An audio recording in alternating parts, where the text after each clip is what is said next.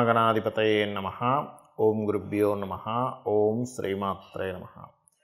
పరమేశ్వర స్వరూపమైనటువంటి జ్యోతిష, వాస్తు మరియు ఇతర అనేకమైనటువంటి శాస్త్రములను మనకు అందించినటువంటి మహర్షులకి నమస్కారం. హయగ్రీవ హయగ్రీవ హయగ్రీవేతి యో వదేత్ తస్స నిస్సరతే వాణి జహ్నుకన్యా ప్రవాహవత్. అరుణాం కరుణాతరంగితాక్షీం ధృతపాశాంకుశపుష్పబాణచాపాం అనిమాదిభిరావృతాం మయూకైః అహమిత్యేవ విభావయే భవానీం. శ్రీమాత్రే నమః. ప్రేక్షకులందరికీ కూడా లలితాంబిక అమ్మవారి యొక్క అనుగ్రహం పరిపూర్ణంగా కలగాలని మనస్ఫూర్తిగా కోరుకుంటూ మనం ఈరోజు చెప్పుకోబోయేటువంటి టాపిక్ ఏంటంటే, చూడండి, చాలామందికి ఒక్కొక్క జాతకాన్ని బట్టి, పర్సనల్ చార్ట్ని బట్టి వారు ఏ దేవత ఆరాధన చేస్తే బాగుంటుంది, అందులోని ఆ దేవతకి ఆ దేవతా సంబంధించిన మంత్ర జపం చేస్తే బాగుంటుందా, లేకపోతే ఆ దేవతా సంబంధించిన లేదా ఆ గ్రహ సంబంధించిన దానం ఇస్తే బాగుంటుందా, తర్పణము చేస్తే బాగుంటుందా, తర్పణము అంటే నీటితో కానీ పాలతో కానీ చేస్తూ ఉంటారు, అదేవిధంగా హోమము చేస్తే బాగుంటుందా అనేటువంటిది ఉంటుంది. అది ఎందుకు తీసుకుంటారు అంటే, వీళ్ళ యొక్క పూర్వజన్మ కర్మ ఒక్కొక్క జాతకానికి స్పెసిఫిక్గా ఒక్కొక్క మార్గం ద్వారా అది నల్లిఫై అవ్వడం జరుగుతూ ఉంటుంది. ఆ రకంగా అది పర్సనల్ చార్ట్ చూడాలి. మరి పర్సనల్ చార్ట్ అనేటువంటిది చూసుకోవాలంటే ఎవరికి వాళ్ళకి తెలిసి ఉండాలి, లేదా ఏదైనా ఆస్ట్రాలజర్ని కన్సల్ట్ చేసి ఉంటే వాళ్ళ లగ్నం నుంచి లగ్నాధిపతి ఎలా ఉన్నాడు, పంచమాధిపతి అంటే ఉపాసనా స్థానాధిపతి ఎలా ఉన్నాడు, లేదా భాగ్యాధిపతి ఎలా ఉన్నాడు, వీళ్ళకి ఏ పర్పస్ మీద అయితే వీళ్ళు పూజ చేస్తున్నారో, లేకపోతే హోమం చేస్తున్నా, తర్పణం చేస్తున్నా, ఆ పర్పస్ని ఫుల్ఫిల్ చేసేటువంటి గ్రహ దశ నడుస్తుందా లేదా, ఒకవేళ నడవనట్లయితే ఆ గ్రహ దశ అనుకూలించేలాగా ఏ దేవతకు చేసుకోవాలనేటువంటిది ఉంటుంది. అయితే ఇవాళ మనం చెప్పుకోబోయే టాపిక్ ఏంటంటే, సహజంగా మీరు పలానా లగ్నంలో పుట్టారు, ఉదాహరణకి మేష లగ్నంలో పుట్టితే ఎవరికి తర్పణం కానీ హోమం కానీ ఇవి చేయాలి, లేదా వృషభ లగ్నంలో పుడితే ఏంటి అనేటువంటిది నేను మీకు ఒక్కొక్క లగ్నరీత్యా నేను మీకు చెప్తాను.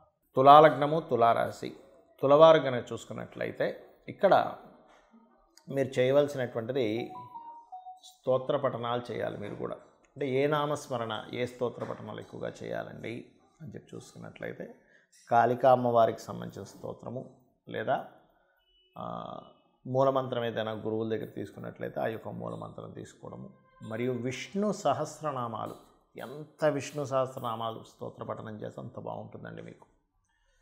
దీంతోపాటు గోధుమల్ని దానంగా ఇవ్వండి, గోధుమలు ప్రధానంగా. మరియు ఇక్కడ చాలామందికి సందేహం కలుగుతుంటుంది, ఏమంటే బీజాక్షరాలతో కూడుకున్నటువంటిది పెద్ద గురువు గారి దగ్గరైనా తీసుకొని చేయాలా, అలా చేస్తేనే ఫలితం ఉంటుందా అని. అదేమీ లేదు. మీకు గనక పుణ్యం కొద్దీ ఏదైనా గురువు గారుల దగ్గర మీకు కాళీ మంత్రం లభించింది, చక్కగా చేయొచ్చు, అందులో ఎటువంటి సందేహం లేదు. అలా కాకుండా మీరు కాళికాదేవికి సంబంధించిన స్తోత్రాలు ఉంటాయి, ఆ రకంగా కూడా హ్యాపీగా చేసుకోవచ్చు. అయితే ఇక్కడ ఎప్పుడు కూడా గుర్తుపెట్టుకోండి, ఒక పూజా విధానం కానివ్వండి, ఒక దేవతని ఆరాధిస్తున్నాము, ఒక దేవతను ఉపాసన చేస్తున్నాం అంటే అర్థం ఏమిటంటే, మీరు ఏదో ఆ కూర్చున్న 10 నిమిషాలు, అరగంట, గంట పూజలో కూర్చున్నంత సమయం మాత్రమే తలుచుకోవడం కాదు. మీ నిత్య జీవితంలో అడుగు అడుగున చేసే ప్రతి పనికి ఆ అమ్మవారికి చెబుతూ, లేదా మహావిష్ణువుకి చెబుతూ చేస్తుండాలి. అది నిజమైనటువంటి ఉపాసన. ఒక చిన్న భోజనం చేస్తున్నాం అనుకోండి, ఉదాహరణకి, స్వామి నీ యొక్క అనుగ్రహంతో, అమ్మ నీ యొక్క అనుగ్రహంతో నేను ఇవాళ చక్కగా తినగలుగుతున్నాను, చూస్తున్నప్పుడు కూడా అబ్బా నీ యొక్క అనుగ్రహంతో నేను చక్కగా అన్నీ నాకు కనబడుతున్నాయి, చక్కగా నిద్రపోగలుగుతున్నాను, చక్కటి కుటుంబం ఉంది, అలా ఎప్పుడు నిరంతరం స్మరించుకుంటూ ఉంటే వెన్నంటే ఉంటుంది అమ్మవారు మనకి, గుర్తుపెట్టుకోండి. అలాగే ఇక్కడ గోధుమలు దానం ఇవ్వాలని చెప్పాను. ఆదివారాలు కానీ, ముఖ్యంగా సూర్యుడి భగవానుకు సంబంధించిన కొన్ని తిథులు ఉంటాయి, సప్తమి తిథి, ఆ రోజుల్లో ఇస్తే ఇంకా మంచి ఫలితం వస్తుంది. అది కేజింబావు గోధుమలు, ఎరుపు రంగు వస్త్రము దానంగా ఇస్తే కూడా మీ డిజైర్స్ ఫుల్ఫిల్మెంట్ అంటారు. చూడండి, చాలా ఒక్కొక్క వ్యక్తికి ఒక డ్రీమ్ ఉంటుంది, ఎందుకో అర్థం కాదు ఆగిపోతూ ఉంటుంది. అది ఒక ప్రయత్నం చేస్తే ఆఖరి వరకు ఆగిపోవడం, మధ్యలో ఆగిపోవడం, అసలు ప్రారంభించడమే అవ్వకపోవడం, ఇట్లాంటివన్నీ జరుగుతుంటాయి. అటువంటి వారు ఈ యొక్క స్తోత్ర పఠనం, ముఖ్యంగా కాళికా అమ్మవారి యొక్క స్తోత్ర పఠనం చేస్తూ ఒక్కొక్కసారి ఏం జరుగుతుంటుందంటే మిమ్మల్ని గైడ్ చేసే వాళ్ళే ఒక్కోసారి ఆపుతుంటారు. ఎందుకు అంటే ఈ తులా లగ్నానికి 3, 6 అధిపతి గురువుకి వస్తుంది. గైడ్ చేసే వాళ్ళే పాప సంబంధంగా మిస్గైడ్ అవుతూ ఉంటుంది వీళ్ళకి. అలాంటప్పుడు దత్తచరిత్ర పారాయణం కనుక చేసినట్లయితే ఖచ్చితంగా మీరు ఆ యొక్క ఇబ్బంది నుంచి బయటపడడం జరుగుతుంది. మరి కొంతమందికి జన్మజాతకం ఉండదు, వాళ్ళ డేట్ ఆఫ్ బర్త్లు తెలియదు, వాళ్ళ లగ్నం తెలియదు, వాళ్ళ రాశి కూడా తెలియదు. అప్పుడు ఏం చేయాలి? జనరల్గా చేసుకునేవి కొన్ని ఉంటాయి. జన్మజాతకం తెలిసి వాళ్ళు తీసుకునే దీన్ని బట్టి ఉంటుంది. ఇది 2 రకాలుగా ఉంటుంది. ఒకటి మీకున్న సమస్యని బట్టి, రెండవది మీకు సమస్య కాకుండా జనరల్గా చేసుకునేటువంటి పద్ధతి. నేను 2 విషయాలు చెప్తాను. ఒకటి, నిత్యము సూర్య నమస్కారాలు చేసుకోవడం. నిత్యము సూర్య నమస్కారం చేసుకుంటూ సూర్యుడికి అర్ఘ్యం వదలడం. ఇక్కడ 3 విషయాలు ఎట్ ఏ సేమ్ టైం ఇక్కడ 3 విషయాలు ఒకటేసారి జరుగుతాయి. ఎలాగా అంటే, ఒకటి, సూర్యుడిని స్తోత్రిస్తున్నాము ఆదిత్య హృదయంతో, సూర్యభగవాన్ని నమస్కరిస్తున్నాము. సూర్యుడు అగ్నిస్వరూపం, అంటే సూర్యుడిని నమస్కరిస్తున్నామంటేనే ఒక హోమం చేస్తున్నట్టుగా, యజ్ఞం చేస్తున్నట్టుగా, సూర్యుడికి నీళ్ళు వదులుతున్నామంటే తర్పణం జరుగుతున్నట్టుగా.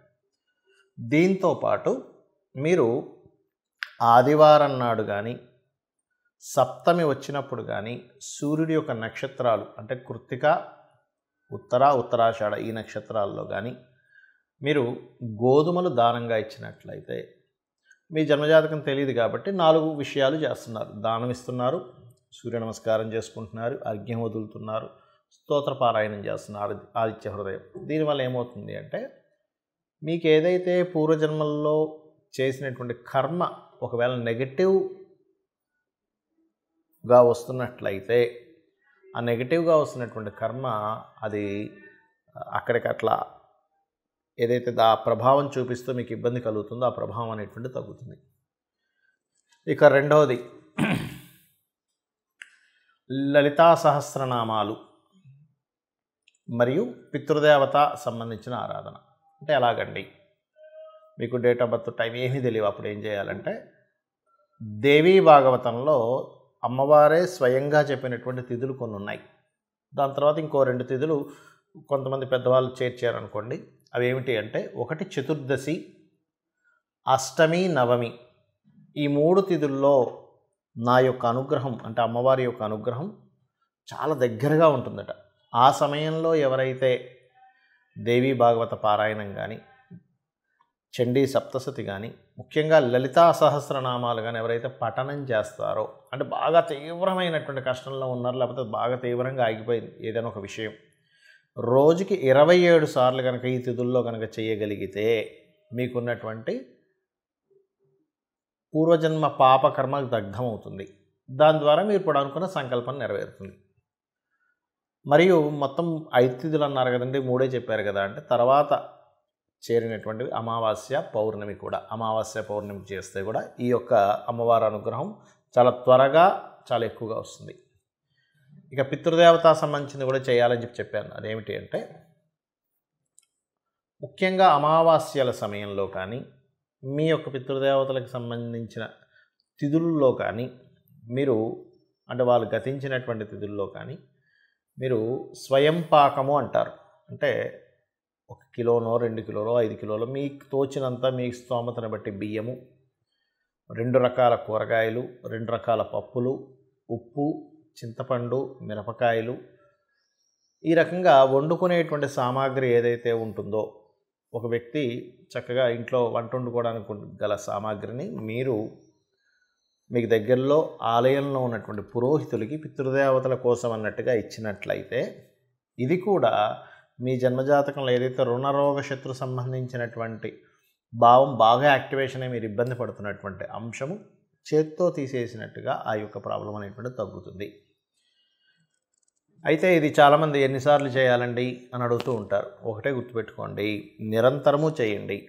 ఎప్పుడైతే మీరు దేవతా కార్యాలు కానీ, హోమాలు కానీ, యజ్ఞాలు కానీ, తర్పణాలు కానీ, లేనట్లయితే దానము కానీ మీరు ఎంత చేస్తూ ఉంటారో గుర్తుపెట్టుకోండి, మనం ఎన్ని ఖర్చు పెట్టినా ఒక జీవుడు అంటే ఒక మనిషి జన్మ ఎత్తినప్పటి నుంచి తన తుది శ్వాస అంటే ఆఖరి శ్వాస వరకు కూడా ఎన్నో లక్షలు కోట్లు సంపాదిస్తాడు, ఖర్చు పెట్టేస్తాడు, కానీ ఏది కూడా మన వెంట రాదు.